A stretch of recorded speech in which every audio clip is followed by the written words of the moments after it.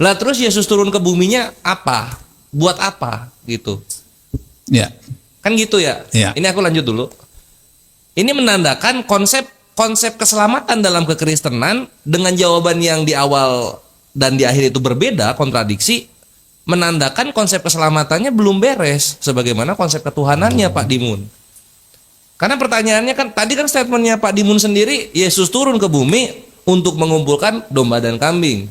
Sekarang dijelaskan lagi bahwa pengumpulan domba dan kambing itu nanti di pengadilan orang hidup. Ya. Nah artinya kan kontradiksi itu Pak Dimun. Maka dari itu semudah-mudahnya konsep keselamatan, konsep ketuhanan yang mudah diterima oleh akal manusia itu sebenarnya ada di Islam sebenarnya kalau kita dengar penjelasan dari Pak Dimun yang menurut aku ada berbenturan gitu, statement awal dan statement akhir gitu paling. Jadi ini aku akan lanjut ke pertanyaan kedua saja. Dalam kekristenan itu dikenal dengan tre personae una substantia untuk konsep ketuhanannya.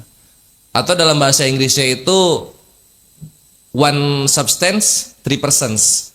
Nanti bahasa Indonesianya satu hakikat, tiga pribadi. Pertanyaannya adalah gimana caranya konsepnya three persons tapi konsep agamanya dibilang monoteis? Itu gimana caranya? Silakan. Itu salah itu. Yang mana? Yang dikatakan tadi itu salah, tapi Kristen mempercayai seperti itu. Yang benar itu hanya 2 tahta di surga, tidak ada 3. Tertulis di Alkitab ada 2 tahta di surga, itu yang ada. Bukan, maksudnya jadi satu hakikat tiga pribadi atau dikatakan salah itu. Bukan Tritunggal. Tritunggal itu? Bukan. Tritunggal salah, tidak Alkitabiah. Oh, oke. Sip. Iya.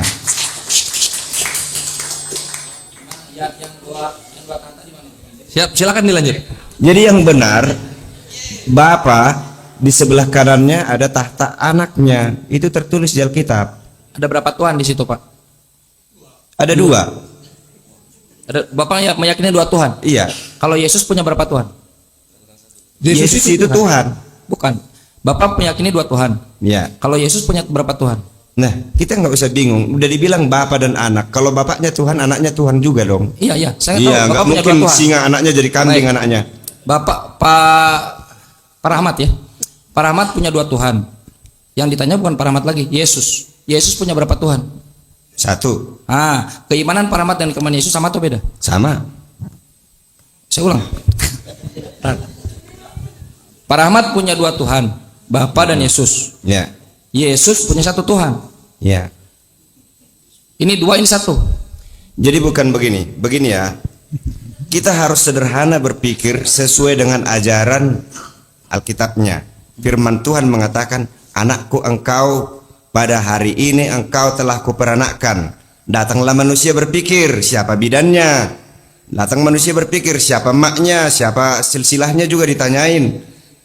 Begitulah Tuhan menjelaskan kepada kita supaya kita paham bahwa Bapa lebih besar daripada anak. Tidak mendalili yang ini. Tunggu dulu. Kalau kita bisa menerima Adam jadi dari debu tanah, kenapa kita nggak bisa menerima Tuhan punya anak, tak tahu bagaimana caranya beranak? Ya kan? Oke, baik. Nah, Bapak bisa buka. harus adil dong. Baik. Iya. Bapak bisa buka Keluaran 4 nomor 22. Boleh banget. Oke, silakan. Keluaran Keluaran 4 nomor 22. Keluaran 4 nomor 22. Nah, kalau boleh langsung dibacakan biar Keluaran 4 ayat 22. Gas Kancan.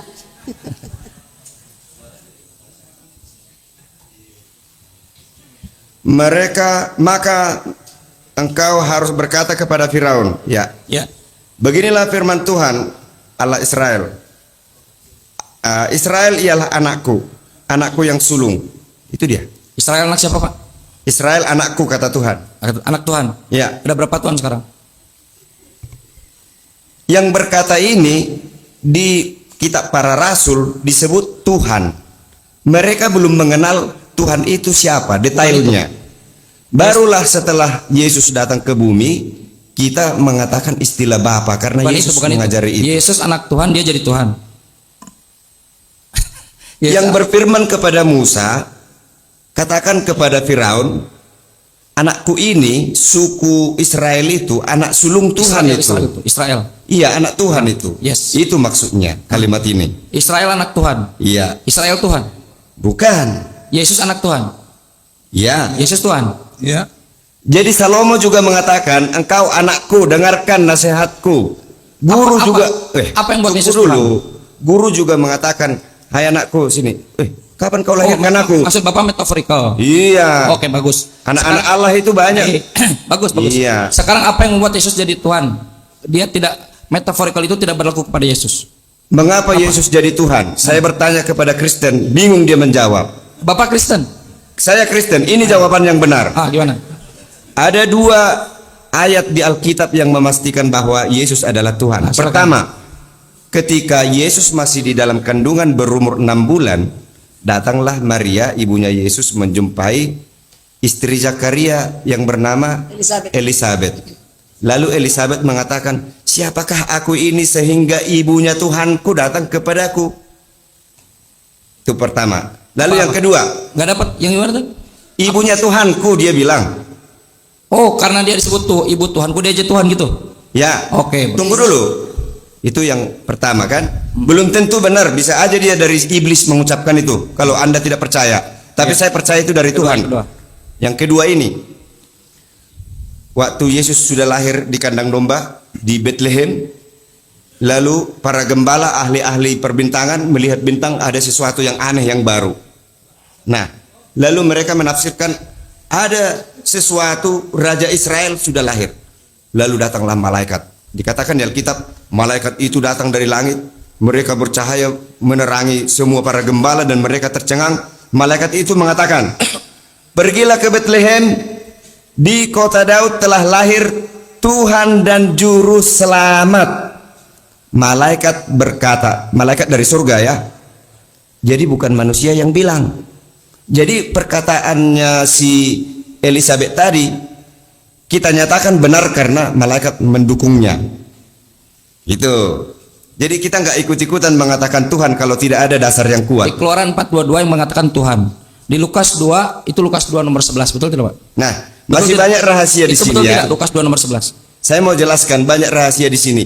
Pada saat Israel berangkat dari tanah Mesir ke Kanaan, ke tanah Kanaan, secara umum global orang mengatakan Tuhan yang menuntun. Padahal kalau diteliti di Alkitab seorang malaikat ternyata. Ya udah nggak apa-apa. Berarti Iya. Oke. Berarti Bapak meyakini Yesus Tuhan karena di Lukas 2 dikatakan Yesus Tuhan. Iya. Jadi itu dalil Yesus Tuhan. Yesus adalah Tuhan. Oke. Jadi Tuhan Bapak 2. Ya. Tuhan Bapak 2. Ya. Oke. Buka Yohanes 17 nomor 3 Pak, coba Pak.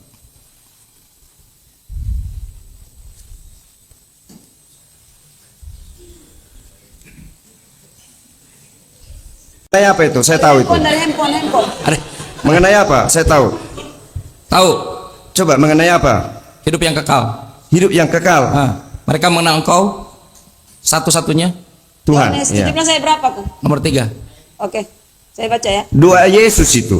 Yes, betul. Saya baca. Pasal 17. Saya baca. Iya. Inilah hidup yang kekal itu, yaitu bahwa mereka mengenal Engkau, satu-satunya Allah yang benar, dan mengenal Yesus Kristus yang telah Engkau utus. Ini ada 2 entitas. Silakan. Satu-satunya Ya. Tuhan yang benar menurut Yesus Bapa atau anak? Ya. Jadi Yesus berdoa kepada Bapa, Tuhannya adalah Bapa karena Yesus di bumi sebagai manusia. Bukan itu yang saya tanya. Yang saya tanya satu-satunya Tuhan yang benar. Benar itu katanya itu nggak saya salahkan. Bapak bilang 2. Kata Yesus satu-satunya Tuhan yang benar adalah Ya. Bapa. Ya. Nah, menurut Yesus satu-satunya Tuhan yang benar adalah Bapa atau anak? Menurut pasal 17 itu doanya Yesus Yes. kepada Bapanya. Engkaulah satu-satunya Tuhan yang benar. Tuhan yang benar. Siapa? Iya. Bapa atau anak? Jadi karena banyak orang menuhankan yang lain di Bapa luar atau- mereka. Bapa atau anak? Bapa, Bukan anak. Bapa, Bukan anak. bukan anak. Gimana sih? Bukan. Nah, berarti Ini yang berdoa ini anak. yes, makanya bukan anak. Kalau anak bukan Tuhan, layak nggak anak disebut Tuhan? Tapi di ayat lain kan bahwa anak itu juga Tuhan. Tadi malaikat yang bilang. Di mana? Oh, yang tadi. Iya. Oke, Lupa bagus. dia. Bagus. Baik. Iya, jadi Sedikit saya tambah, sedikit saya Oh tambah. ya, silakan. Tadi dikatakan, Yesus mengatakan, engkau satu-satunya.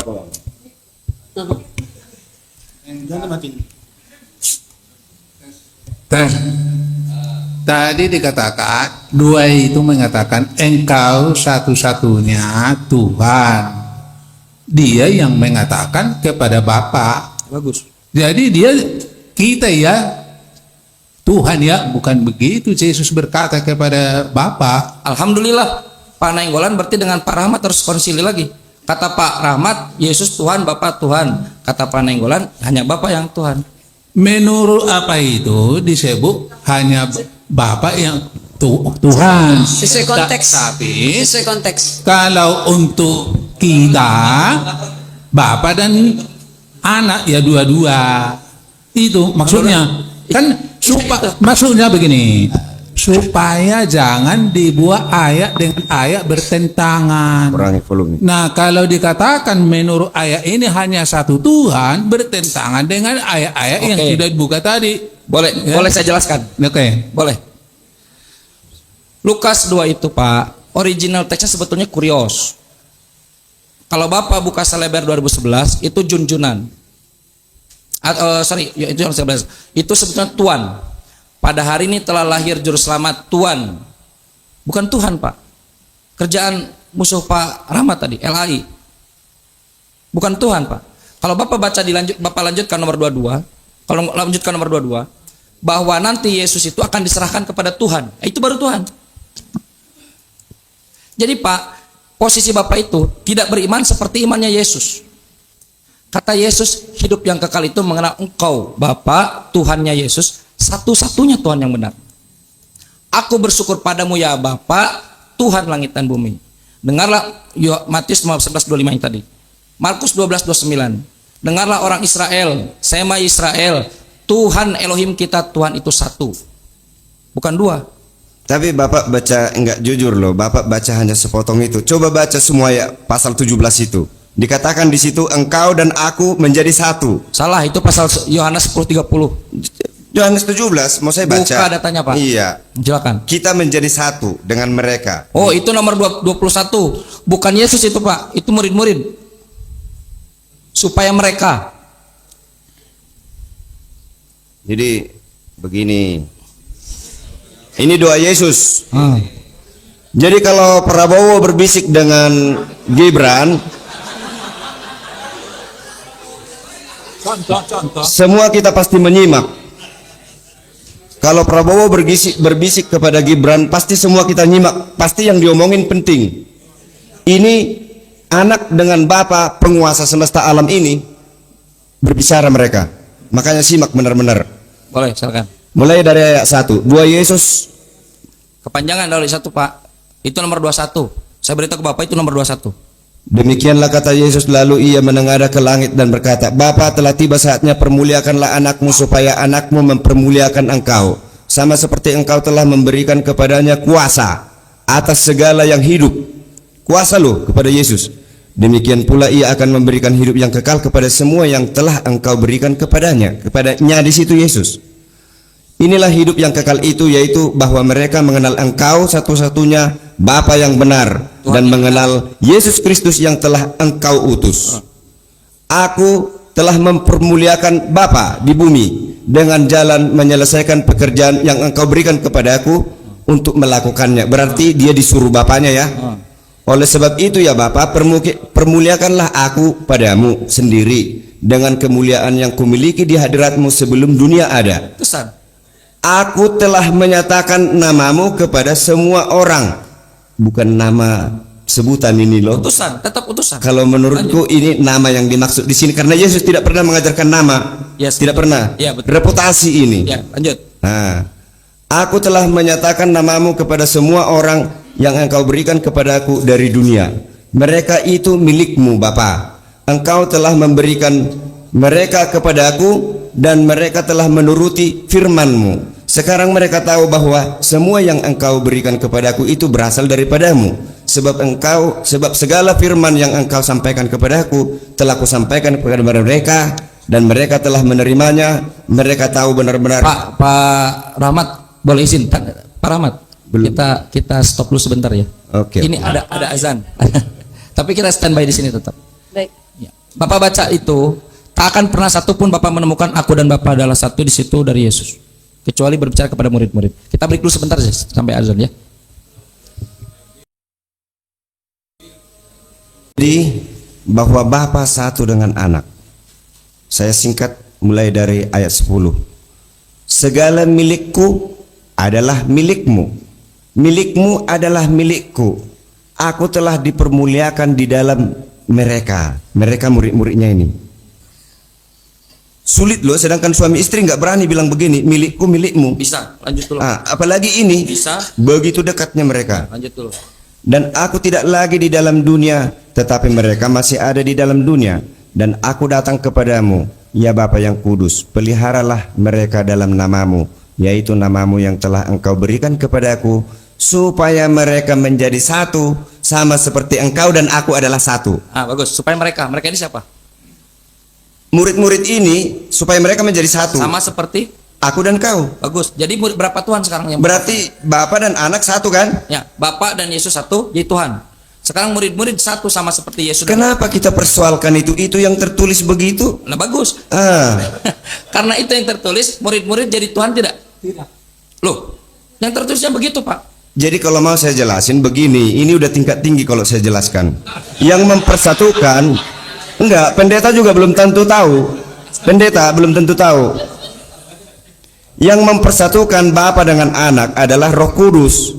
Baca semua tulisan yang ditulis oleh Rasul Paulus, setiap di awal dan di akhir, kiranya Bapa, anak, Di mana? Datanya di mana? semua Itu kita. berdasarkan Bible atau pemikiran Bapak? Tunggu sendiri? dulu, belum selesai.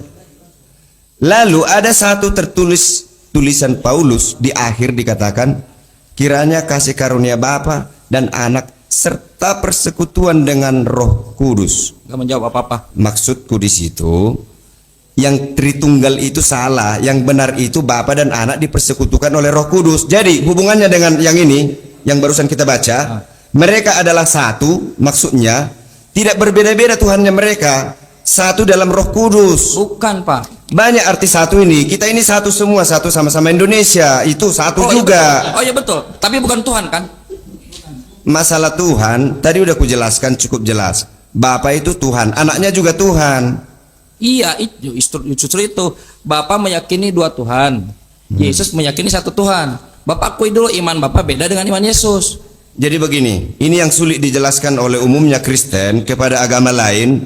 Agama lain jadi menghujat agama Kristen karena Kristen tidak mampu menjelaskan Tuhannya. Bapak bisa? Saya mau jelaskan. Bapak bisa? Ini, Oke. ini langsung inti-intinya aja aku bilang. Yesus adalah Melkisedek, ya. Oh, tidak.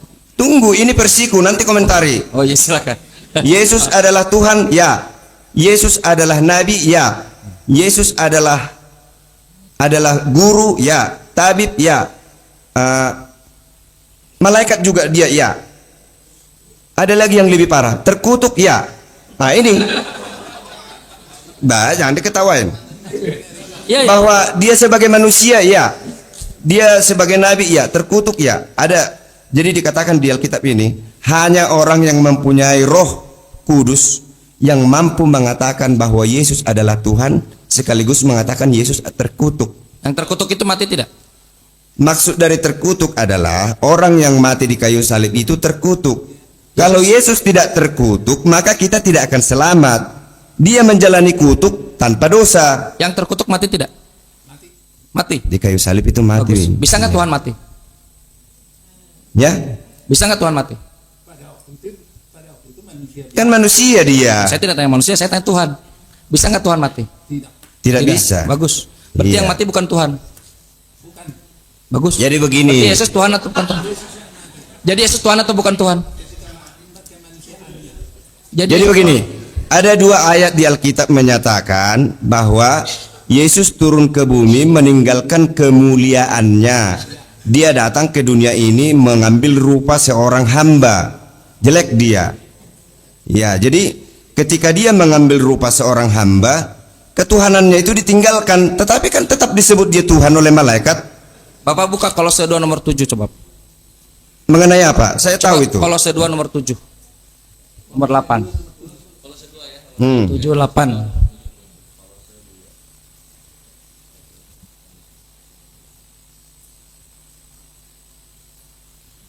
mau berakar di dalam Dia dan dibangun di atas Dia, hendaklah kamu bertambah teguh dalam iman yang telah diajarkan kepadamu, dan hendaklah hatimu melimpah. Nomor 9. Nomor 9.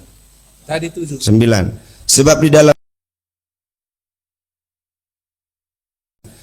dalam Dialah berdiam secara jasmaniah seluruh kepenuhan kealahan. Mengosongkan diri atau kepenuhan jas ketuhanan? Ada saatnya dia mengosongkan diri, ada saatnya dia kepenuhan. Lah, ketika Yesus sudah bangkit, Kapan Yesus kepenuhan ketuhanan kapan? dengar ini. Di terakhir buku Matius dikatakan, ketika Yesus sudah bangkit, dia naik dulu ke surga, lapor kepada Bapa, lalu turun lagi, lalu yang diucapkan kepada manusia di bumi apa? Ketika naik Segala, tadi Bapak sebut ayat itu loh. kapan Yesus kepenuhan Segala ketuhanan? kuasa di surga dan di bumi telah diberikan kepadaku. Paham nggak artinya ini? Tanya pendeta, ada yang paham nggak? Saya paham. Bapak pendeta. Lebih dari pendeta. Iya.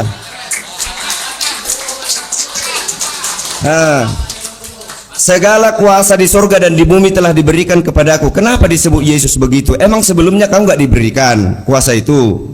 Belum. Loh, Kuasa surga dulu yang diberikan kepadanya, tapi kuasa di bumi tadinya yang iblis menguasai bumi ini sudah diberikan kepada Yesus ketika dia sudah bangkit. Buktinya apa? Saya sudah jalani kematian, sudah pernah saya terkutuk, sudah semua gelar ada padaku. Bapak percaya? Gelar Tuhan Bapak juga. percaya itu? Yang kujelaskan ini tentu yang kupercayai dong.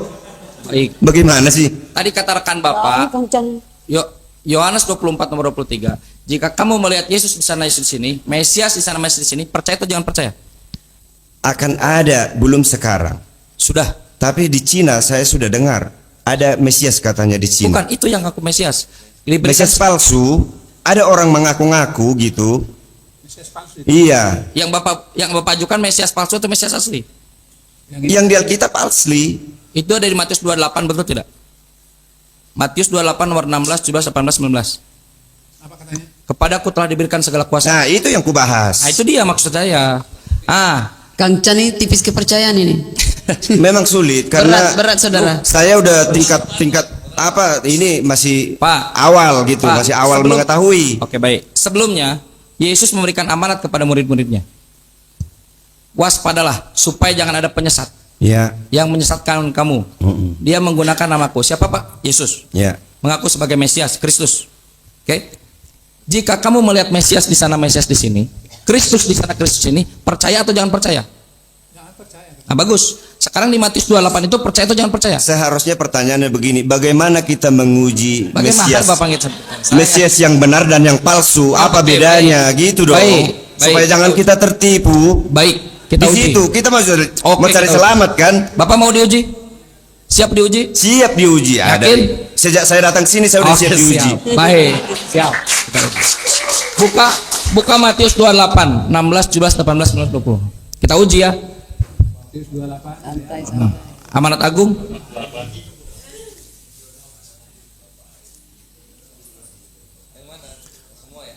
Amanat Agung. Itu. Oke, Pak. Baca baik-baik, Pak. Dan ajarlah mereka melakukan segala sesuatu Dari yang 16, dari 16. Pak, saya narasikan ya. Bapak lihat, Bapak nyimak ya. Saat itu murid Yesus tinggal 11, betul tidak? 11 murid itu membawa ke bukit di Golgota, Galilea, sorry. Betul kan? Lalu ada oknum di situ yang disebut Yesus. Sekali di situ disebut. Pak, tahu nggak respon murid-murid seperti apa? Sebagian mereka ragu. Betul nggak? ya. Ragu kan? Kalau Bapak simak Yesus sebelumnya, Yohanes pasal 10 nomor 27, apa kata Yesus? Domba-dombaku mengenal aku, mereka mengenal suaraku, aku mengenal mereka, dan mereka mengikuti aku. Tak ada ragu, Pak. Tapi ketika di Matius 28 itu, ketika naik ke bukit Galilea itu, mereka ragu, Pak. Kita uji sekarang. Oknum yang bernama Yesus itu, yang disebut Yesus itu, membuat klaim. Jadikan kepadaku telah diberikan segala kuasa di langit dan di bumi. Jadikanlah seluruh bangsa muridku. Baptislah mereka dalam nama Bapa, Putra dan Roh Kudus. Dia akan mengajari kamu segalanya dan akan menyertai kamu hingga akhir zaman. Betul? Bagus. Kita uji sekarang. Apakah murid-murid itu mengikuti oknum ini atau tidak? Mengikuti. Yakin? Hmm. Asli? Asli. 120 orang pengikutnya waktu 1000%. itu, 3.000 per hari ditarik jiwa menjadi 1000%. Kristen. 1000% yakin? Kalau udah aku bilang yakin, selebihnya dari ya udah dari iblis Oke. itu. Kalau ya katakan ya, kalau tidak katakan tidak. Bagus. Selebihnya dari iblis. Ya katakan ya, tidak katakan tidak. Ah. Oknum itu berkata, memerintahkan, baptislah dalam nama Putra, Bapa, Putra, dan Roh Kudus. Berikan kepada saya satu nama saja dari 11 murid itu yang membaptis dalam nama Bapa dan Putra dan Roh Kudus dari seluruh Bible baptis. Tidak ada yang membaptis dalam nama Yesus. Bagus, berarti Iya. mereka melanggar oknum itu. Ya. Betul? Jadi mereka ragu itu bukan Yesus, betul tidak? Bukan, ragunya mereka imannya lemah, bukan ragu masalah Yesus, Maksud bukan. Bapak Yesus tidak mengajarkan murid-muridnya untuk beriman kuat. Diajarkan, Loh, bagaimana? tetapi tetap ragu. Iya. Sama seperti kita ini. Sebentar dulu. Nah, Domba-dombaku mengikuti aku. ya, Yesus jujur atau bohong? jujur. Ada nggak domba-domba Yesus yang mengikuti perintah baptislah dalam nama Bapa, Putra, dan Roh Kudus? Ya, Ayo. jadi ini perlu juga saya teliti ini ya. Oke. Karena nyatanya murid-murid ini semua membaptis dalam nama Yesus saja. Hanya Petrus. Ya, sementara berkali-kali sebelumnya itu baptislah dalam nama Bapa, Anak, dan Roh Kudus. Nah, ini menjadi persoalan ketika orang memulai membuat teori Trinitas Bapa, Anak, dan Roh Kudus. Ini menjadi teori Trinitas. Saya tahu sejarahnya itu, nanti ada agama yang tersinggung kalau aku bilang. Enggak, poin saya enggak ke situ. Bapak Ah. kalau tidak meyakini Trinitas Jadi- apa-apa. Ini jadi poin saya. ini masih dilibatkan. Poin saya, sebentar. Poin saya bahwa ketika Yesus anak Maria mengatakan jangan percaya, murid-murid mengikuti dia. Jangan percaya. Mereka tidak membaptis dalam nama Bapa, Putra, dan Roh Kudus. Ya, Betul tidak, Pak? Betul tidak? ya. Betul? Jadi Yesus yang tertulis di Alkitab ini belum mengenai Mesias palsu, itu ke depan. Itu pertanyaan saya. Kenapa Kalau di mereka- sini? Loh, Tunggu. kalau mereka tidak mengikuti yang Yesus, sedang kita bicarakan ini, saudara sudah mengatakan bahwa ini ada nabi-nabi Mesias palsu. Belum, yang dikatakan ini ke depan. ini sudah Yesus sudah terangkat, Pak. Belum. Sudah, Pak. Belum. Mau kasih datanya, Pak? Jadi begini urutannya Pak, ya. mau kasih datanya nggak? Mengenai apa? Yesus sudah terangkat saat itu. Sudah turun. Sudah terangkat. Lukas 22 nomor 69. Ayat mau aku baca ya. Lukas Baca perikopnya situ. Lukas 22 69.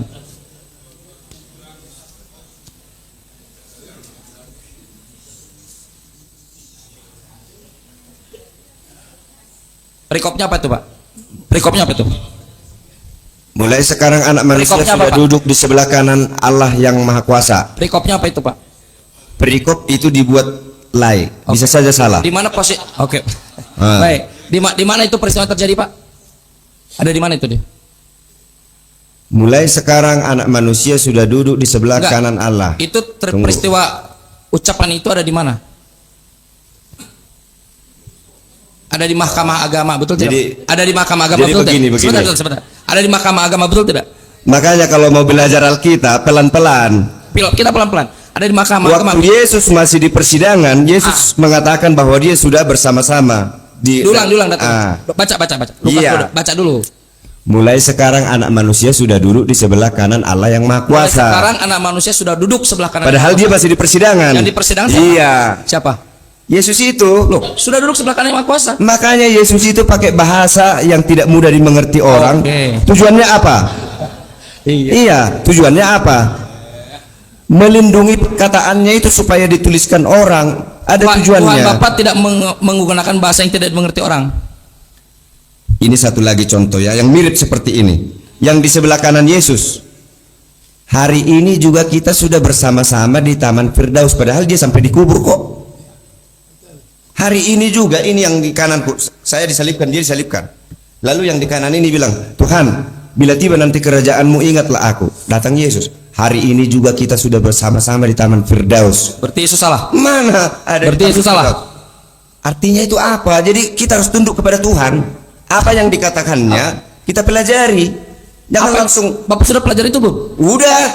Jadi- udah banget. Bagus. Yang Nah. duduk sebelah kanan Bapak Yesus. Iya. Yang di Mahkamah Agama siapa? Jadi maksudnya di situ, kalau Yesus sudah jatuh di vonis, itu yang diinginkan Bapa. Loh, berarti itu bukan Yesus, Pak. Nah, itu pikiranmu lain. Loh. Lukas Alkitab ini bisa diseret untuk menyesatkan diri sendiri, bisa. Ada jalur untuk sesat. Ini multitafsir banyak. pakai Bible bisa sesat. Iya, Alhamdulillah. iya. Saya ulangi. Alkitab ini ada jalur kita untuk sesat di sini. Kalau kita menggunakan Alkitab ini sesuai dengan keinginan kita, dibiarkan kita sampai Bapak jatuh. katakan tadi firman Tuhan.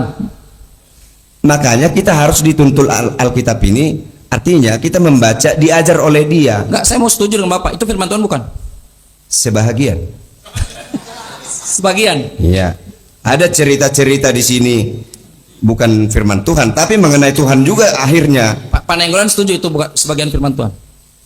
Pak Nenggolan setuju itu bukan firman Tuhan sepenuhnya. Segala kebenaran yang ada di dalamnya adalah firman Tuhan. Kalau ada yang salah itu bukan firman Tuhan. Jadi Bible ini firman Tuhan atau bukan? Firman Tuhan. Semuanya. Itu tadi ada yang salah. Jadi dijelaskan di sini keburukan yang jelek pun dibahas di sini. Jangan seperti Kristen yang lain dikuduskan ini Alkitab ini didewakan, tidak boleh ada di atasnya begini. Oke. Saya kasih Jangan. contoh. Yang kotor pun ada dibahas di sini, ada. Saya kasih contoh. Dikatakan orang kaya sama orang kaya mau masuk surga seperti Gajah masuk lubang jarum. gajah masuk lubang jarum. Itu nggak ada itu di situ. Artinya kalau begitu orang kaya nggak mungkin masuk surga. Orang kaya juga bisa masuk surga. Salah tulis itu. Ada nggak dalil? Salah tulis. Salah terjemah. Jadi begini, memang berbagai versi ya. Ada juga pendeta pernah aku dengar menjelaskan yang dimaksud lubang jarum adalah tembok Yerusalem itu. Iya. Ada yang sempit di situ. Kalau masuk onta pakai beban nggak bisa masuk, harus dilepas dulu bebannya. Itu maksudnya. Saking sempitnya disebut dia lubang Metaforikal, jarum. Metaforikal maksudnya kan? Nah, ini Kita nggak ada masalah dengan keterangan metafor. Ya, mereka. nggak apa-apa dengan majas metaforikal juga kita terima. Masalahnya bukan itu. Bapak dapat ilmu dari mana Bible ini firman Tuhan? Karena sudah baca. Di mana? Di mana Bible mengatakan dirinya firman Tuhan? Berikan kepada saya satu saja ayat yang mengatakan Matius sampai Wahyu itu firman Tuhan. Malah kebalikan, Pak. Itu kepercayaan, Pak. Ada yang tidak percaya, ada yang percaya. Bukan Bible. Yang firman Tuhan di sini apabila dikatakan Bukan firman Tuhan berfirman, akulah Tuhan semesta alam mengatakan begini, itu baru firman Tuhan. Tapi kalau cerita sejarah itu bukan firman Tuhan. itu- Tapi ingat, karena ada hubungannya dengan firman Tuhan maka dijelaskan gitu loh. Oke, kalau saya ngomong firman Tuhan, kalau saya ngomong gini, Pak, firman Tuhan, Pak Rahmat itu bule, rambut mata biru, firman Tuhan bukan? Bukan. Enggak. Sama, firman Tuhan. Saya mengatakan, saya tulis firman Tuhan, Pak Rahmat bule, mata biru, jadi firman Tuhan nggak? Enggak. Bukan berarti ditulis di situ berarti firman Tuhan. Coba kita lihat klaimnya. 2 Korintus 11 nomor 17. Kita lihat. Bapak katakan firman Tuhan. Enggak, satu-satu pokok bahasan dulu mengenai apa ini sekarang. Tadi jadi panjang terus nggak jelas kesimpulannya apa. Bapak blocking terus dari tadi soalnya. Hah? Kita di sini dulu ya sedikit. Habis itu kita balik lagi.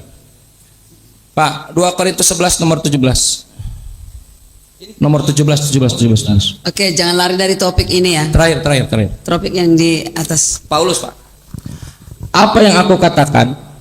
Aku mengatakannya bukan sebagai orang yang berkata menurut firman Tuhan. Paulus katakan bukan firman Tuhan, Bapak katakan firman Tuhan. Yang salah siapa? Bapak atau Paulus?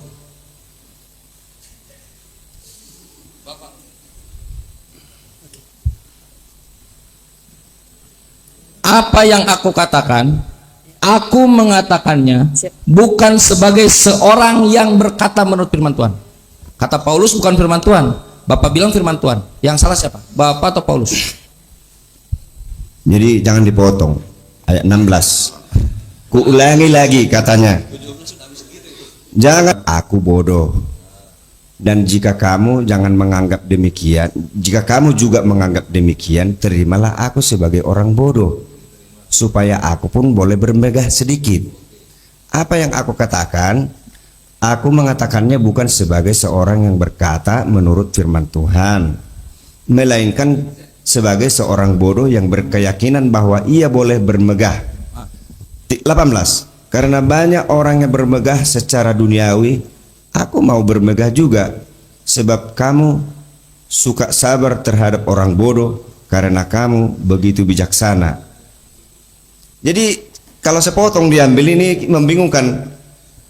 Karena kamu sabar jika orang memperhambakan kamu, jika orang menghisap kamu, jika orang menguasai kamu, jika orang berlaku angkuh terhadap kamu, jika orang menampar kamu, dengan sangat malu aku akan harus mengakui bahwa dalam hal semacam itu kami terlalu lemah. Tetapi jika orang lain berani membanggakan sesuatu, maka aku berkata dalam kebodohan berani juga. Mana firman Tuhannya? Jadi makanya aku bilang tadi, tidak semua firman Tuhan ada di sini yang menyambungkan firman Tuhan. Jadi kalau misalnya nih, aku melihat Roh Allah melayang-layang di atas bumi, di atas air laut, kata Musa. Lalu Allah berfirman, jadilah ini, maka jadi. Ceritanya Musa dengan firmannya Tuhan ada bedanya itu di situ. Ada menurut keterangan Musa menjelaskannya. Jadi yang disebut kalau mau spesifik firman Allah ketika dibilang maka Allah berfirman. Nah itu dia. Firman itu adalah ucapan-ucapan yang keluar dari mulut Allah. Baik, Begitu. sebentar, moderator dulu. Bapak Ibu, jika ada audiens yang mau bertanya, silakan, ada kesempatan untuk habis ini ya. Nanti siap-siap ya. Ini pengumumannya info kepada audiens. Kalau ada yang mau bertanya nanti silakan siapkan pertanyaan ya Bapak Ibu. Terima kasih. Silakan Lanjut. Bapak bertanya ke Islam. Oke, saya bertanya dulu ya. Saya bertanya ke semua orang yang beragama Islam. Siapapun yang bisa menjawab di kemudian hari, kalau tidak bisa dijawab sekarang, karena ini di YouTube saya lihat.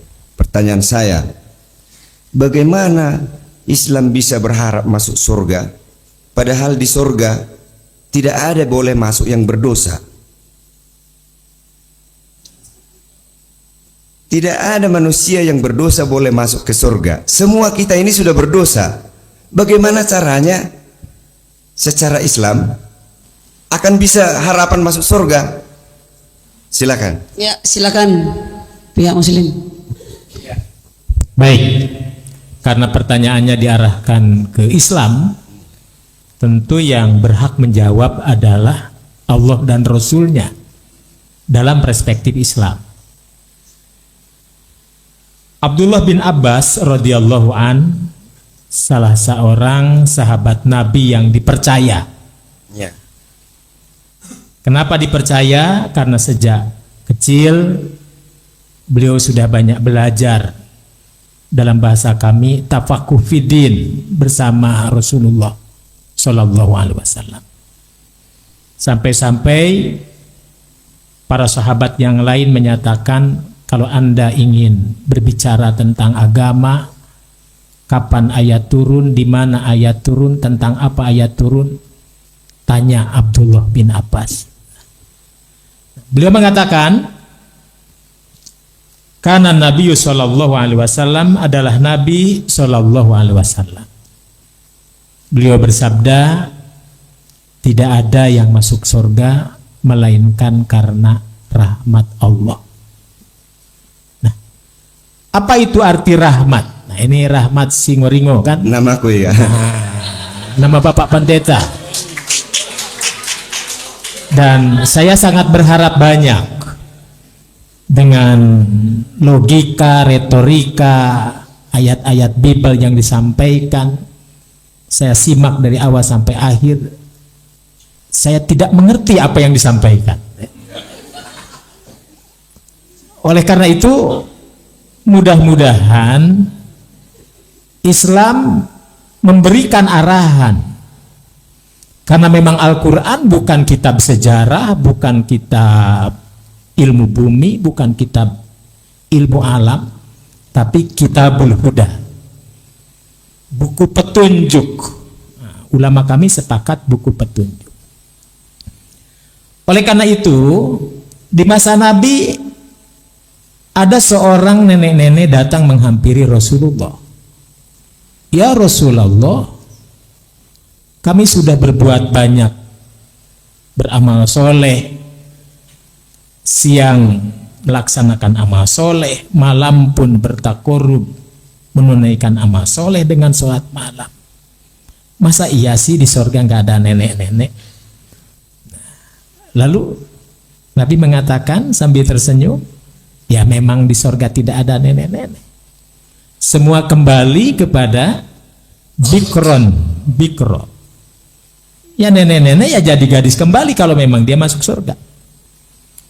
Yang kakek-kakek ya kembali menjadi perjaka ya di sorga. Kemudian bagaimana dengan pelaku dosa? Lalu apa hubungannya dengan amalan selama dia mengamalkan sesuatu amalan soleh di sorga? Bukankah itu yang menyebabkan masuk surganya seseorang karena amalan? Kata Abdullah bin Abbas, Nabiullah Shallallahu Alaihi Wasallam tidak ada yang masuk surga melainkan karena rahmat Allah.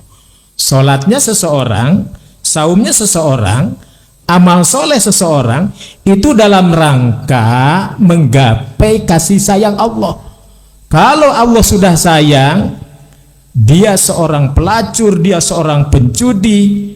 Kalau Allah berkehendak memasukkan dia ke surganya Allah dan dia berhenti dari amalan ahli neraka dan hari itu dia mengamalkan amalan ahli surga, Allah sayang kepada orang itu, maka dia menjadi ahli surga. Oleh karena itu mudah-mudahan bapak-bapak juga tidak terlambat untuk menggapai itu semua. Termasuk kita tentu saja yang hadir di sini. Andaikan bapak-bapak pendeta bisa meyakinkan kami dengan logika-logika yang ada, tentu saja kami bisa memahami, oh iya. Tetapi ya kembali lagi kepada pertanyaan tadi ya. Bagaimana menurut Islam ya tentang tadi perbuatan dosa, perbuatan seseorang yang bisa menyebabkan masuk surganya Allah. Sementara di surga tidak ada atau tidak layak bagi para pendosa. Nah, dalam Islam ada konsep tobat kan gitu. Untuk apa fasilitas tobat itu ada? Kullu bani Adam khata'un wa khairul khata'in at-tawwabun. Dan itu sahih dalam riwayat-riwayat yang kami temukan. Saya pikir demikian. Itu menurut Islam ya. Silakan menurut Bapak gimana? Pertanyaan Ya, silakan. Harus berhubungan dengan ini dulu. Ya. Karena ini belum tuntas. Iya. Ya mau tanya itu berhubungan. Ya, silakan. Kalau lain pokok udah lain lagi. Ya, silakan Pak Dimun. Percayakah ubah dosa adalah maut? Ya, terus? Ya itu dulu. Ya. Percayakah ubah dosa adalah maut? Ya, Ada di Alkitab.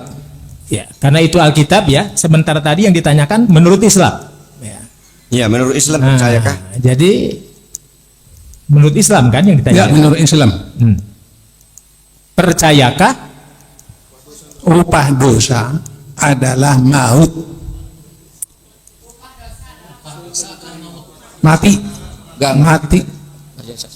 Ya, silakan rekan-rekan bisa membantu. Ya, jadi ini untuk kawan-kawan muslim yang mungkin belum paham arah pertanyaan Pak Dimun Nainggolan. Pak Dimun Nainggolan ini membawakan perkataannya Paulus, bukan dari Yesus, bukan dari Bapa atau bukan dari Roh Kudus, bahwa upah dosa adalah maut begitu.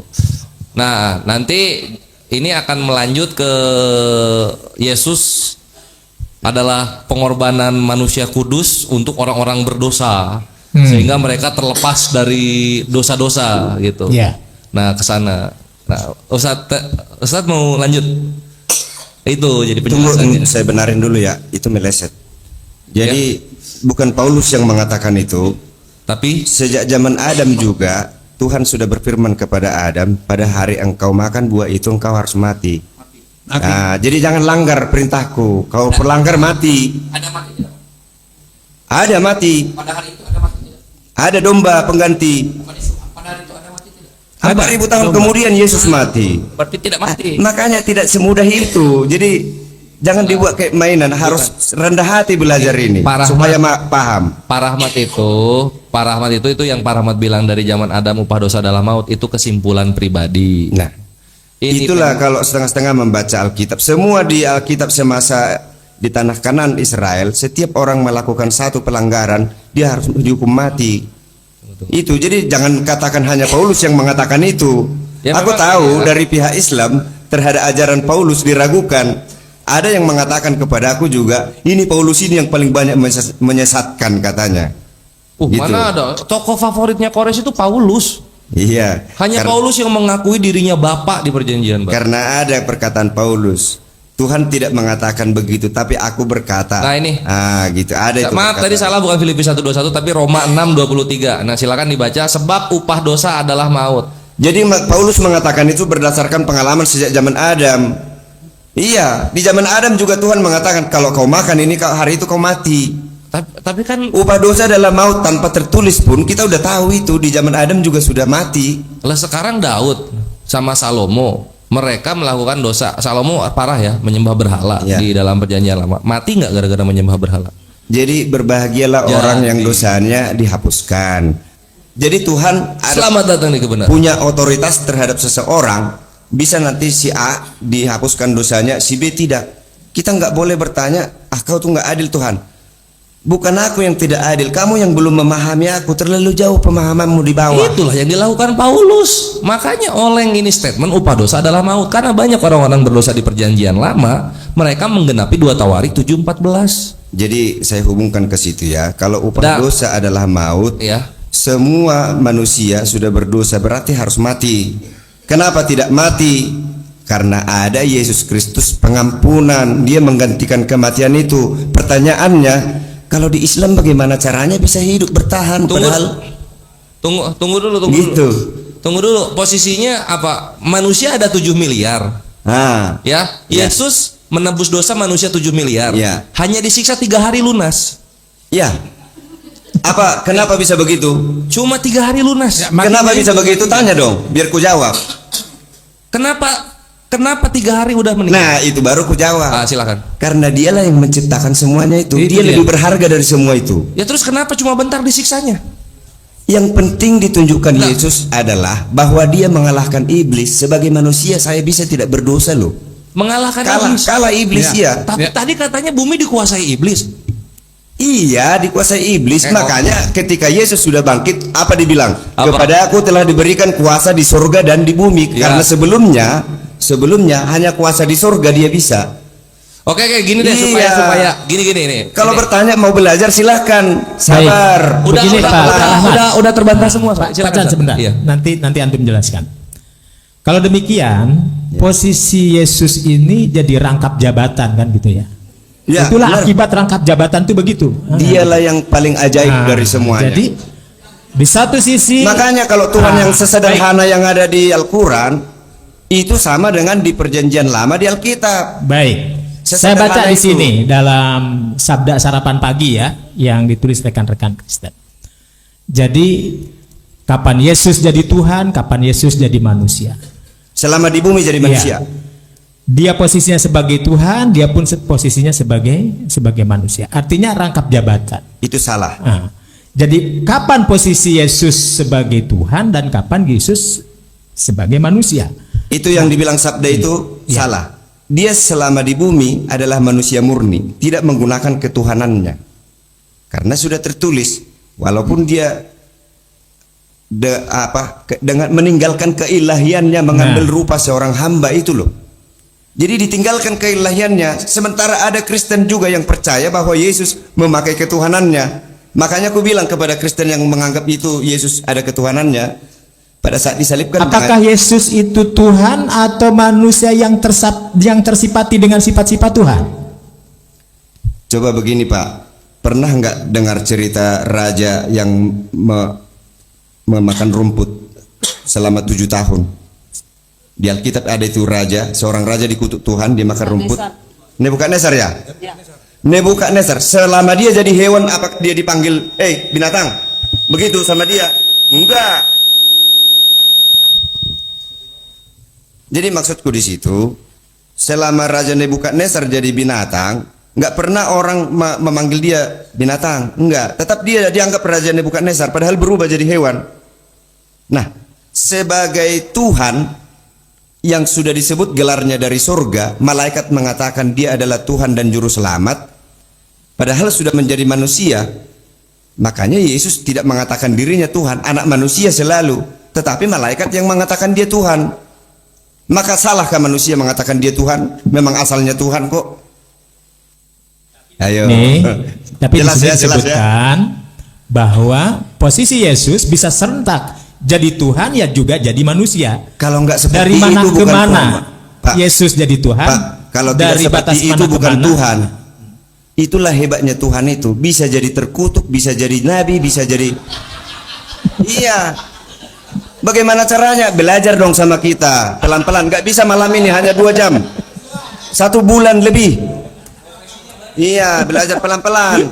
Jadi kita karena lompat-lompat, masa saya ajarkan perkalian padahal penjumlahan belum bisa? Kira-kira gitu. Oke, tadi kan kepotong nih dikit nih ya. Saat aku izinnya Yes, masuk ya. ya. Nah, mengenai Yesus disiksa 3 hari, nebus orang 7 miliar. Macam udah paling menderita aja ini Yesus, kan gitu ya? Iya. Padahal kalau kita lihat ini, maaf ya saudara-saudara kita di Palestina itu 1 tahun, 1 tahun menderita dengan martir dan mortar gitu kan, dan juga segala-galanya. Nah Iya. sekarang kita lihat medical teoris penyebab kematian dalam penyaliban. Ini bisa dilihat di layar. Untuk yang live streaming mohon ke layar arahnya ya. Di sini autornya adalah Matthew M. Maslen dan Pierce de Michel gitu kan. Di sini dikatakan begini. Penyaliban itu didefinisikan sebagai metode eksekusi yang dimana seseorang itu digantung biasanya dengan tangan yang terbentang dengan struktur yang similar, maksudnya mengikuti rangka manusia, dan ini sudah digunakan di berbagai macam dunia di beberapa periode waktu gitu. Nah lalu kita kalau ke bawah lagi, ini metodenya ya. Ini historical evidence. Bukti-bukti penulisan tentang penyaliban itu telah limitasi dengan akun-akun saksi dan juga beberapa tulisan-tulisan literasi kuno yang berhubungan. No Roman period instruction for those performing cross event has been preserved. Jadi semua instruksi periode Romawi tentang penyaliban itu sudah berhasil didokumentasikan sejauh yang kita punya sekarang. Dan yang paling detail membahas hal tersebut adalah Bible tentang kematian Yesus. Dan kita juga tidak boleh mengasumsikan bahwa dalam beberapa representasi dari penyaliban yang lainnya, maksudnya yang di luar Bible gitu kan. Nah, di dalam masa-masa Roma adalah hal biasa ketika sebelum disalibkan itu dicambuk di bagian punggung, bokong dan juga kaki dengan flagrum. Flagrum itu cambuk. Jadi apa yang dirasakan oleh Yesus dalam penyaliban itu hal yang biasa, bukan hal yang spesial gitu. Lalu kemudian cambuk yang berbentuk pendek ini di ujung-ujungnya itu diberikan material yang tajam dan runcing. Lalu kemudian perhatikan ini. Korban penyaliban diwajibkan membawa kayu salibnya ke tempat eksekusi. Saudara Kores, aku mengerti maksudmu. Apa Kamu ini menghitung-hitung sakitnya. Iya. Untuk membayar 7 miliar orang. Jadi Betul. di situ kelirunya, bukan di situ. Kok bisa-bisanya gitu? 7 miliar orang dengan penderitaan yang bertahun-tahun Itu kan kita. pikiran manusia tanpa Roh Kudus itu. Jadi gimana? Dengarkan supaya kau pandai. Dengarkan. Apa? Silakan. Iya. Kalau ada orang yang bisa mati tanpa dosa, Kristus sia-sia. Hanya Dia yang bisa. Mati tanpa dosa itu yang mahal. Jangan siksaannya kau hitung-hitung. Mati tanpa Dia dosa. orang sempurna kudus. Kan banyak orang-orang yang tidak berdosa lalu kena zolim gitu kan, kena fitnah lalu Ngerti mati. kau maksudku? Banyak itu ya. Maksudku di situ, semua manusia kan berdosa. Hanya berbohong aja. Nanti masalah bayi dalam lagi tuh. Nah, Waduh. panjang lagi. Makanya berbulan-bulan menjelaskan ini. Ya, tunggu ini aku beresin dulu datanya. Tunggu. Jadi sebentar. Apa? Kenapa? Terlalu Yang terang mahal di datanya. situ Ya? kematian Yesus itu kenapa 7 miliar manusia lebih kurang malah lebih. Ya. Lebih. Kenapa? Karena dia bisa sampai di akhir hidupnya tidak berdosa. Kalah iblis dia buat. Iblis menginginkan semua manusia ini sudah di bawah kuasaku karena semua berdosa. Tapi ada manusia 1 ekor ini Ya. tidak berdosa. Satu Tuhan ya. Sorry. Maksudku di situ. 1 orang ini tidak berdosa. Satu tulang ekor masih bisa kayaknya kalau satu tulang. Jadi jangan salah, termasuk Kristen juga ya. Yesus membuktikan dirinya sebagai manusia sanggup mengalahkan Lucifer. Itu jangan dikira hanya menebus dosa, tapi sekaligus membuktikan supaya manusia jangan berdalih. Oke. Nggak mungkin aku bisa sempurna. Sekarang orang-orang yang sudah ditebus dosanya oleh kematian Yesus ini, Ya. orang-orang yang sudah ditebus dosanya oleh kematian Yesus ini, bedanya apa dengan orang-orang yang belum ditebus gitu? Contoh kami umat Islam. Oke, itu Apa bedanya coba? Pertanyaan yang sangat manis. Saya Mantap. mau jawab. Iya. Coba apa bedanya? Jadi begini. Kematian Yesus itu menggantikan kematian Adam dan Hawa. Ya. Adam dan Hawa ini walaupun dulu itu hanya 2 orang, itu sudah mewakili 7 miliar. 7 miliar. Karena ada malaikat yang menawarkan diri, daripada engkau yang harus mati, kamilah. Ada beberapa malaikat menawarkan diri untuk mati. Yesus mengatakan, enggak cukup kau menggantikan dia. Ditolak karena mereka itu, Adam dan Hawa itu sudah mewakili berjuta-juta manusia.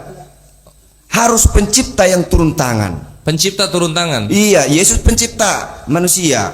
Pencipta manusia. Tapi Iya. yang matinya manusia bukan penciptanya. Maunya Dia apa? harus beginilah caranya dia supaya bisa mati. Lahir dulu dia masuk ke dalam kandungan Maria. Isa Al-Masih dikandung oleh Roh Kudus yang lahir dari seorang darah Miriam yang dilebihkan dari semua nabi. Itu saya baca di Al-Quran. Ayo, kenapa disembunyiin itu ayat itu? Mana ada di Ada. Disembunyiin. Nggak ada dalam Dilebihkan. Al-Quran disebut apokrifa, itu nggak ada. Dilebihkan dari semua nabi dan yang akan berkuasa di akhirat. Nanti saya cari ya Pak ya. Ya. Nah ini tunggu sebelum lebih jauh, sebelum nanti Pak Rahmat melebar kemana-mana, Kriston sama Dimun juga bisa masuk. Posisinya juga begini ya. Tadi yang nggak masuk akal itu mengenai Yesus menderitanya cuma 3 hari bisa menebus penderitaan manusia yang 7 miliar yang macam-macam gitu. Itu nggak masuk di akal gitu kan? Karena terlalu penembusnya kok jauh lebih ringan gitu. Oh, di mata kami. Lalu yang kedua adalah lagi serunya Pak. Seru banget. Jangan dulu. Kirain di sini bocah. Jadi terus. Ya, ini. Nah, berikutnya yang kedua ya. Ini Pak Kriston, Pak Dimun sama Pak Rahmat perhatikan. Adam dan Hawa jatuh ke dalam dosa. Ya. Ini Yesus nebusnya di zaman Yohanes.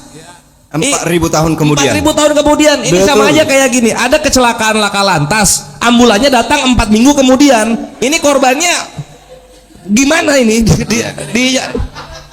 Masalahnya gini Pak, sorry. Gimana? Saya potong dulu Pak. Silakan. Pakai mic. Udah, jangan. Enggak, gini aja. Jadi kan mana panenggolan dulu. Pencet ulang. Ya. Tes. Mana tadi? Nggak, Pak Rahmat. Saya ini aja, saya wakilkan aja. Silakan Pak Dimun. Kita yang ini dulu. Lanjut nggak apa-apa. Nggak apa-apa Pak Dimun. Apa tadi dulu? Waduh. Silakan Kriston. Oh ya, begini. Jadi Yesus itu adalah pencipta Adam dan Hawa. Nah, setelah Adam dan Hawa jatuh ke dalam dosa, Ya. tentu yang menciptakan ini adalah harus yang bertanggung jawab menebus dosanya ini, karena Adam ini sudah jatuh ke dalam dosa gitu. Ya. Nah, tapi itu tidak langsung dilakukan pada saat Adam dan Hawa jatuh ke dalam dosa. Tunggu 4.000 tahun dulu. Artinya tunggu dosa ini melebar kemana-mana sehingga dia harus lahir dari Maria. Penciptanya ini harus menjelma dulu sebagai manusia supaya dia bisa mati gitu. Berarti berapa juta ratus manusia mati sia-sia gak karena Tuhannya nunggu Maria. Ya kan sebelumnya dilambangkan dulu melalui kurban. Peace Pak Dimun, peace. Ya, saya sudah ingat. Oh, udah ingat. Oke, silakan. Pada waktu dikatakan pada hari engkau tes. Pada hari engkau makan buah itu, Ya. engkau akan mati. Ya. Pada waktu dimakan buah itu enggak mati dia. Lupa mungkin. Kenapa? Begini, pada waktu mereka memakan buah itu, Mati.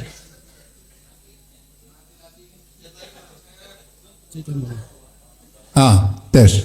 Pada hari itu domba disembelih. Domba itu adalah menggambarkan Yesus sebagai persekop, bahwa Yesus nanti akan mati karena mereka itu diberitahu kepada mereka, karena dosamu ini maka nanti saya harus mati. Mereka bilang, iya janganlah Tuhan, jangan begitulah. Itu peraturan surga. Oke. Jadi Kepencet.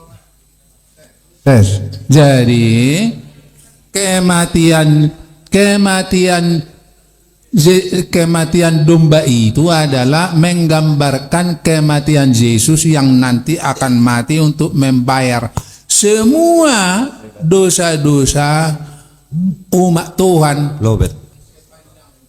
Oh, kalau gitu gantian sama ini aja. Ya, Pak Dimun, terima kasih penjelasannya. Tetap tidak menjawab gitu ya. Kenapa Adam dan Hawa tahun kosong jatuh dalam kedosa? Ini Tuhan menebus dosa 4.000 tahun kemudian. Udah kelewat tuh, jauh banyak kelewat semua nih. Kelewat semua. Tunggu, jangan berusaha menjawab yang tidak tertulis. Kalau itu maunya Tuhan, mau apa lo? Kan gitu. Ya makanya kita tanya Itu yang terjadi loh. Nah, posisinya tidak tertulis. Makanya kita tanya, sama-sama tidak tertulis kan? Kita tanya ini konsepnya kepada Kristen yang bikin. Gitu loh. Katanya menebus dosa seluruh manusia kan? Tunggu ya. Semua yang kuucapkan tadi itu berdasarkan Alkitab. Terkutuklah aku kalau aku menambah-nambahi isi Alkitab. Tadi upah dosa adalah maut, katanya Adam itu yang berkata. Makanya ada perkataan yang kontroversi bagaimana supaya itu. Kan udah pernah aku bilang statement closing waktu itu. Kalau ada multi tafsir, bahkan kontroversi, bertentangan, kita yang belum paham, buktinya setelah aku pelajari, oh begini maksudnya. Iya. Makanya Pak Rahmat kembali kepada apa yang tertulis. Kalau nggak tertulis, tinggalkan, itu bidat, itu kejahatan dalam beriman. Jadi begini loh. Jadi begini, udah 17 kali nih. Untuk cepatnya makanya selalu aku berkata-kata, di mana tertulis, tanya dong biar baru ku cari. Lama. Ya nggak apa-apa, ditungguin loh. Daripada maksudnya gini, aku itu selalu menekankan begini, Pak Rahmat dan kawan-kawan Kristen kalau berdialog itu, jangan sampai kita itu menyumpalkan kata-kata pribadi kita ke tokoh-tokoh yang ada dalam kitab suci. Jadi itu kejahatan dalam beriman. Aku percaya ini akan terjadi. Semua yang kuucapkan itu sudah terekam. Orang akan menyelidiki di Alkitabnya. Benar katanya si Ringo-Ringo itu, gitu loh. Aku udah tahu itu akan diperiksanya. Kemarin aja bilang bapak mengorbankan anaknya, cek per cek mengaruniakan ternyata. Jadi dengar ya, tertulis di sini mengaruniakan. Lalu aku mengatakan mengorbankan. Oke. Itu udah kelas tinggi yang mengerti itu. Iya, maksudnya gini aja. Setelah kitab Wahyu dibikin tuh Injil Rahmat gitu kan. Jadi perkataan Pak Rahmat ditaruh di belakang kitab sucinya gitu. Karena nggak tertulis. Anyway, karena ini kita udah mau ke audiens ya. Udah mau ke audiens. Ini aku tanya nih satu lagi. Ini sangat vital sekali dalam keimanan Kristen. Yesus disebut Tuhan itu di mana? Oke. Dalil. Ya. Bagus. Tadi ada saya bilang 2 kali ya. Boleh? Waktu Maria, cari dulu ayatnya itu. Ini aku yang lama nanti cari-cari ayat. Gak apa-apa. Waktu Maria mengandung Yesus 6 bulan umurnya, lalu menurut bimbingan yang datang kepadanya bahwa Maria harus menjumpai ibunya Yohanes. Yohanes belum ada di dalam kandungan. Oke. Ketika Maria menyentuh bersalaman dengan Elizabeth, Lalu tergeraklah di dalam perutnya, terbalik saya bilang. Yohanes yang berumur 6 bulan di dalam Iya. kandungan. Lalu Yesus masih sudah ada janin. Melonjaklah di dalam perut si Elizabeth, dikatakan, siapakah aku ini sehingga ibunya Tuhanku datang menjumpai aku. Itu satu. Ini belum tentu benar karena Elizabeth hanya manusia biasa. Belum tentu benar. Yang Yang pasti membuat benar. saya Yang pasti percaya, benar aja, yang pasti benar. yang membuat saya percaya perkataan Elizabeth ini ketika malaikat menambah lagi dengan Tuhan dan Juru Selamat lahir di kota Daud. Oke. Sama seperti kasus ke Yusuf. Waktu Maria hamil, dia bilang ke Yusuf, ada berbicara kepadaku begini. Enggak benar itu. Kau berselingkuh kau. Kenapa kau hamil tanpa aku? Lalu malaikat itu berbicara lagi ke Yusuf. Baru dia percaya. Melalui mimpi. Begitulah aku tadinya membaca Elizabeth itu, Tuhanku kata Elizabeth. Belum tentu saya Lukas percaya 1 itu. ayat 41. Tapi ketika Lukas 1, dijelaskan, 41. ada ayatnya itu lama. kita Ini nanti. Lukas 1:41. Iya lama kita kalau buka-buka Ya, itu. aku baca aja. Bacain. Aku bersumpah Baca. kalau yang kuucapkan ini meleset dari isi Alkitab, saya terkutuk. Aku baca. Ya silakan. Lukas 1:41. Lukas 1:41. Baca. Meluncur, gas. Dan ketika Elizabeth mendengar salam Maria, melonjaklah anak di dalam rahim dan Elizabeth pun penuh dengan Roh Kudus. Emang saya ngarang. Oke, berarti enggak bukan, ini bukan ngecek Pak Rahmatnya, tapi ngecek bagaimana Pak Rahmat beriman gitu. Nah, lalu dikatakan apa di Lukas 1:41? Ya. Ketika Elizabeth mendengar salam Maria, melonjaklah anak ini dalam rahim Elizabeth pun penuh dengan Roh Kudus. Penuh Roh Kudus katanya di situ. Gimana dibilang Tuhannya di sini Pak Rahmat? Ada, Terus. ada. Lalu berseru dengan suara nyaring, diberkatilah engkau di antara semua perempuan dan diberkatilah buah rahimmu. Siapakah aku ini sampai ibu Tuhanku? 43 berarti kan? Ya, datang 43. mengunjungi aku. Oke, mantap. Tadi ada Bapak tadi mengatakan kalau bicara harus otentik loh. Maksudnya kamu nggak buka ayat gitu. Kalau buka ayat lama, ini buktinya saya nggak bohong. Sip, ya. Benar, benar. Itu apa namanya? Kurang tepat jatuhnya kan tadi 43 kan di situ rahim ibu Tuhanku kan gitu kan. Ya. Nah, ini yang mau gua kasih tahu kepada ikhwan villa semua di sini gitu kan. Kenapa kita tuh sangat beruntung menjadi umat Islam yang dimana original teksnya tuh selalu dibawakan sehingga kalau ada kesesatan dalam terjemahan Boleh dicek. kita bisa kembali ke bahasa aslinya kan gitu. Ya. Perhatikan nih bagaimana terjemahan mereka bekerja. Di situ dibilang rahim ibu Tuhanku. Ini akan kami bawakan kepada kalian semua. Silakan dicek ke layar.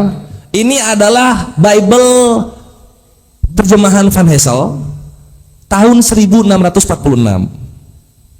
Van Hessel siapa? Van Hessel adalah seorang direktur dari perusahaan Hindia Timur Belanda atau yang kita kenal dengan VOC. Yang dikenal karena membuat salah satu terjemahan pertama dari sebagian isi Bible ke dalam bahasa Melayu. Nah, dalam terjemahannya Van Hessel ini yang orang Belanda ketika dia ke Indonesia, perhatikan. Lukas 1:41 ya. Di sini dikata 43. Siapakah aku ini sampai ibu Tuhanku datang mengunjungi aku? Lihat kata yang digunakan oleh Van Hessel yang memperkenalkan Yesus kepada orang-orang Indonesia. Di Lukas 1:43. Mana dia? Tunggu. Nah, ini bisa kita buka ya. Ini jadi chapter 1 atau bab 1 Eungalium. Eungalium itu ya Injil. Dan ini Injil Lukas. Di sini katakan begini. Dan dari mana jadatan itu pada beta, ini Tuhan atau Tuhan? Dar selamat datang di kebenaran. Jadi dari zaman dulu itu masih Tuhan. Yesus diperkenalkan ke Indonesia itu masih Tuhan. Gitu loh. Entah kenapa dilantik dia menjadi Tuhan di LAI gitu loh. Ini 1646 ya. Kita lihat lagi yang Bahasa Inggris Hernius. juga Lord itu diucapkan kepada Tuhan bisa diucapkan kepada manusia. Mengerti, tapi ketika Iya. diperkenalkan kepada Indonesia pertama Arti kali, daripada Tuhan adalah pemilik segalanya, bos dia. kalau Tuhan Ya nggak salah, Tuhan dengan Tuhan beda sedikit, sama-sama Nggak bos bisa itu. dong. Tapi kalau Nggak bisa tunggu, dong. ini kita salah mengerti ya. Nggak boleh kayak begitu. Jadi seringkali kita memakai pikiran kita sebagai manusia, kita gunakan itu untuk Tuhan sehingga sesat. Seringkali kita menggunakan pikiran kita. sama dengan kasus menyesal tadi. Makanya gini Pak Rahmat, kalau misalnya tadi waktu apa Kang Chan bertanya Tuhannya dua, jawab satu, Yesus itu Tuhan. Beres kita dialog, pulang kita sama-sama bergandengan tangan, Pak Rahmat udah masuk Islam kayaknya. Jadi jangan begitu. begini, Kayaknya begitu. Sebentar, kalau begitu kau nanti sekak nanti kalau begitu caramu berpikir. Ya, silakan, Dengar, silakan. dengar. Saya mencoba mengosongkan diri di sini. Kenapa Coba. Musa disebut Allah bagi Firaun? Di mana? Allah bagi Firaun, Musa itu jadi Allah bagi Firaun. Lagi itu terjemahannya salah. Nah, itulah kan.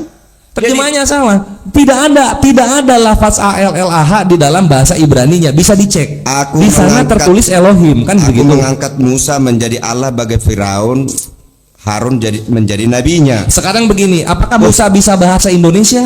Kok Musa jadi Allah? Iya, Nah, itu tertulis begitu. dalam terjemahan. Ada artinya? Iya, itu terjemahan. Jadi kan? sama Iya. dengan Tuhan dengan Tuhan. Sama-sama bos itu. Dia yang kasih perintah. Kita lari aja ke KBBI deh. Kalau misalnya kita ada masalah dalam apa definisi kata ya, KBBI Tuhan, kita lihat. KBBI Tuhan. Nah, di sini dikatakan Tuhan sesuatu yang diyakini, dipuja, disembah oleh manusia sebagai yang maha kuasa, maha perkasa dan sebagainya. Definisi kedua, sesuatu yang dianggap sebagai Tuhan gitu kan. Sekarang kita lihat KBBI Tuhan. KBBI Tuhan. Orang. Pembukaannya aja udah orang tempat mengabdi gitu kan, abdi budak sebagai lawan kata hamba, orang yang memberi pekerjaan majikan kepala. Definisinya aja udah berbeda. Iya, Yesus kan orang. Ya udah kalau gitu jangan dibilang Tuhan. Makanya saya ulang-ulang lagi, Yesus manusia ya, Yesus nabi ya, Yesus Tuhan ya, Yesus Melkisedek ya. Udah Yesus terkutuk Pak ya. Rahmat dan kawan-kawan Kristen udah dibawain terjemahan waktu VOC pertama kali memperkenalkan Yesus, diperkenalkannya Tuhan. Kenapa kalian inisiatif menjadikan dia Tuhan? Ya, durasi. Oke, thank you, terima kasih waktunya, mantap Ya. sekali. Sip. Audiens. Ini kesempatan kepada audiens ya. Silakan Bapak Ibu bertanya kepada Dibatasi ya, dibatasi Kristen ya. atau Islam, silakan. Ya, dibatasi. Pertanyaannya singkat, jelas. Hanya 3 orang ya, dibatasi 3 orang. Silakan. Kenapa panitia nggak boleh bos? Audiens, silakan Pak. Ibu yang itu dulu, ibu yang baju hitam, silakan Bu.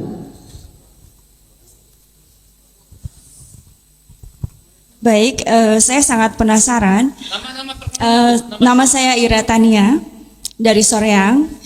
Baik ingin ditanyakan yaitu saya penasaran bagaimana anak-anak Kristen diajarkan tentang tanggung jawab. Karena kalau kita lihat dari konsep ketuhanannya saja, ketika seseorang melakukan dosa ditebus dengan orang lain gitu. Bagaimana? Terima kasih. Ya. Siapa yang inginkan menjawab? Saya atau terserah pilih? Iya.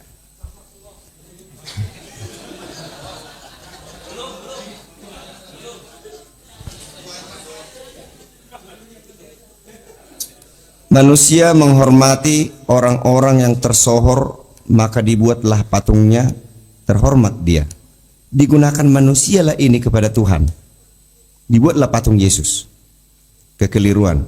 Manusia menghormati seseorang, tanggal lahirnya dirayakan. Dicari-cari tanggal lahir Yesus nggak dapat, dibikin tanggal 25, ternyata Dewa Matahari. Itu pun dipuja-puja. Keliru berpikir.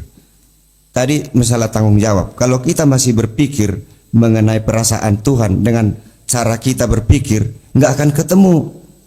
Dia bisa beranak tanpa mama, tanpa apa. Nah, masalah tanggung jawab katanya. Justru saya berpikir Tuhan sedang mengajarkan kalau anakmu berbuat salah, boleh kamu menolongnya. Kamu yang membayar denda, hasil perbuatan anakmu didenda 100 juta. Kamu yang membayar itu boleh. Nah, itu rasa sayang. Karena begitu besar kasih Allah kepada dunia ini. Nah, masalah tanggung jawab itu hal yang tidak bisa dipikul oleh Adam dan Hawa. Kalau ada urusan yang mengakibatkan mati, masih bisa nggak si Adam dan Hawa? Kecuali hanya pertolongan yang satu, penciptanya. Jadi Kalau dikatakan tanggung jawab, itu kan pikiran manusia. Pikiran manusia. Kalau dikatakan Tuhan menyesal dalam pikiran manusia, padahal yang dimaksud Tuhan menyesal menciptakan manusia adalah bukan berarti ketidaksanggupan. Semua bisa dia buat kok.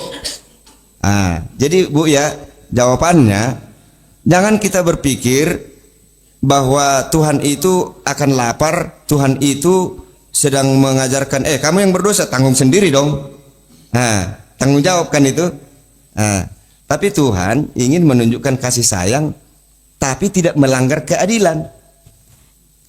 Aku mau berkata, amnesti, abolisi, apalagi gerasi, itu tidak adil. Kenapa? Dilepaskan orang dari tahanan, tapi tuntutan tahanan siapa yang menanggung? Kalau seorang presiden melepaskan orang dari tuntutan kejahatan, harusnya oke, aku yang menggantikan masuk penjara, kamu keluarlah. Itu mengasihi yang adil. Jadi Tuhan sedang mempertontonkan kepada kita, ini loh, saya kasih dan adil. Jangan kasih tapi tidak adil. Jangan karena saya presiden suka-sukaku melepas orang, siapa yang menanggung tuntutan hukum? Itu tidak adil. Nah, keadilan Tuhan di sini nyata bagi kita. Setiap pelanggaran harus mati gantinya. Makanya Yesus mati sendiri, penciptanya loh. Jadi yang paling penting di situ, apakah ada orang yang sanggup sampai di akhir hidupnya tanpa berdosa? Itu saya ulang-ulang lagi. Apakah direnungi Mas Kores itu tadi? Yang paling mahal di kematian Yesus bukan sakitnya, siksaan itu 3 hari, bukan. Yang paling mahal di situ berharga, tanpa dosa dia. Iblis sedang menginginkan supaya Yesus ini tergoda, marah. Itu yang diinginkan iblis, supaya gagal penebusan. Dia menang. Makanya salah kalau siapa ya? Kaisar Konstantin tahun 321 Masehi merayakan kemenangan Yesus di hari Minggu. Keliru besar. Kemenangan Yesus bukan di saat bangkitnya, di saat dia mati tanpa berdosa. Di situ menangnya. Keliru. Makanya dikatakan dia menginjili orang mati. Artinya setelah dia mati, hei semua orang mati yang sebelumnya, kalian bisa bangkit karena aku sudah mati tanpa berdosa. Itu banyak ada pertanyaan saya lihat nanti di TikTok ya. Bagaimana Yesus menginjili orang-orang mati? Maksudnya di situ bukan dia cerita ke orang mati. Dia mau membuktikan ke seluruh dunia sebelum dia sampai ke zaman Adam, orang semua yang meninggal bisa dibangkitkan karena saya sudah menang. Itu Injil Yesus. Jadi Bu, mengenai tanggung jawab yang Ibu pikirkan itu tadi, itu kemanusiaan. Kemanusiaan itu. Kalau ke Tuhan, kenapa kita tidak berpikir, aduh kasih banget dia, kasihnya sangat besar, dirinya pun direlakan untuk ciptaannya sendiri, gitu. Terima kasih. Atau mungkin ada kurang puas, silahkan Bu. Tambahan sedikit lagi. Tambahan. Tadi sudah dikatakan, sudah dibaca tadi, upah dosa adalah maut. Jadi karena kita turunan dari si Adam ini sudah